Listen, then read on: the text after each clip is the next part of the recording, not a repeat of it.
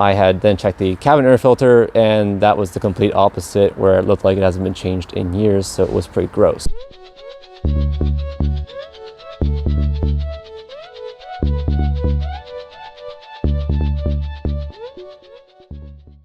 Hello and welcome to DriveCore. I'm Nathan, and this here is a 2014 Fiat 500L. Now recently this vehicle was brought in for servicing by my friend, and of course when you do that at your local dealership, they'll give you a point inspection saying what needs to be done on its next service interval. Now, not knowing about cars as much, my friend sent me the document saying, this seems a little odd to me on the pricing, I want you to check over it, and I did. And the first thing I noticed was the cost to replace the air filters, one in the engine and one in the cabin. And the cost was astonishing at $200. Now I thought to myself, there's no way air filters can cost that much money unless they're blessed by the Pope himself. So I decided that I would help my friend and replace the air filters. Okay, so after that shocking discovery of how much it actually costs to replace the air filters on this car, I decided to look into a bit further and actually check them myself. So I went ahead and checked the engine and cabin air filter.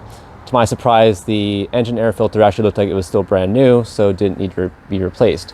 Now I had then checked the cabin air filter, and that was the complete opposite, where it looked like it hasn't been changed in years, so it was pretty gross.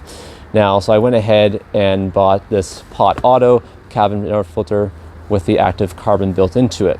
And I'll put a link in the description below, so that way you can find it for yourself. It's actually reasonably priced, but again, I'm not sponsored, so again, I just found something that was cost effective, but also gets the job done. So I'm going to show you the next few steps on how to replace this air filter. The first thing we're going to do to replace this cabin air filter is going in through the passenger side door here. And because it's located in the glove box, let's open that up here. And I've already removed the contents of the glove box just to make it easier. I recommend doing that for sure.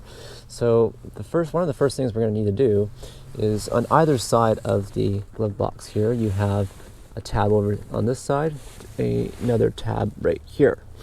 Now, these tabs are, since I have taken this out previously to check the air filter, they are a bit tricky, but don't be intimidated.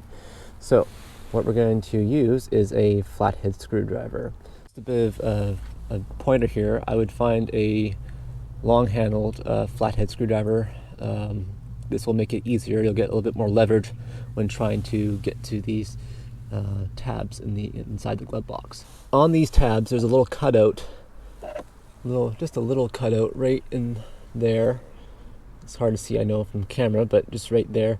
And what you want to do is get your flathead screwdriver in there without scratching up the plastic. I'm going to do that, and I'm going to pry out these tabs. I've used the flathead screwdriver and used the little notches on the tabs to pry it open a little bit, and now I'm just going to remove them. So there you go, that's this side here.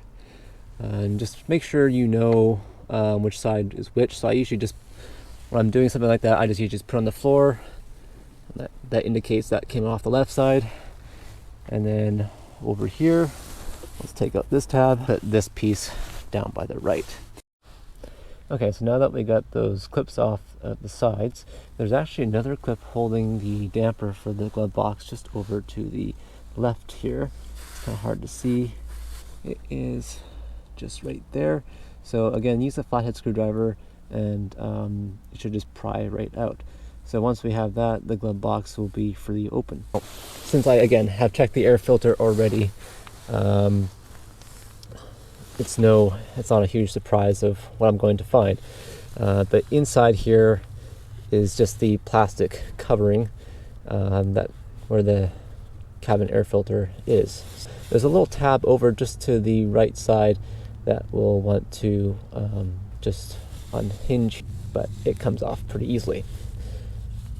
So let's take that off, and there you go, there's the housing. And note here, a big important thing too is that the airflow is pointing down, so when you put it in the new air filter, we'll want to do the same. Not that bad considering that it was really dirty before, and I just decided to kind of clean it a little bit. Alright, let's go grab the new air filter. There is the new one. Now there's not a huge difference between them except for the fact that I think that this one has, the new one anyways, has the carbon built into it, whereas this one doesn't. So again, you be the judge of which one looks better, but we don't care about which one looks better, we just care about which one does the job. Let's toss the old one away. And then again, on the new one here, we note airflow is pointing down. The arrows are pointing down, so that's what we want. So now let's make sure to put it in. Again, always try and put it with the labels facing towards you, so that way you can see for future use. There we go. That's what we want. So as you can see here, it's now nice and snug and fits perfectly fine. So let's grab our plastic piece here, and over to your left there's kind of a little notch where it kind of slides into, and then snap back on. There we go. So now we just have to reassemble the glove box. As you can see, it's not that hard to change the cabin air filter, and I recommend doing it yourself if you can. And why not? You also save money by doing it. And you may learn a thing or two about your vehicle.